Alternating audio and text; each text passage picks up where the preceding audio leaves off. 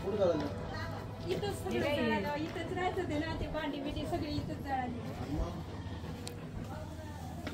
कसं काय झालं बरं? इथून झालं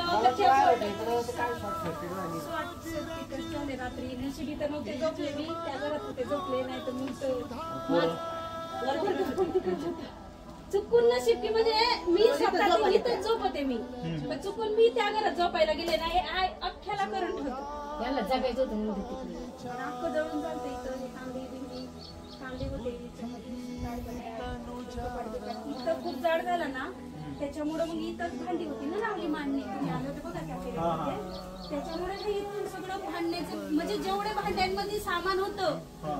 अख्खं तेलाचे बिडा साखर म्हणजे काहीच वजलं नाही पूर्ण काळगड पण तांदळा सगळं काळ झालं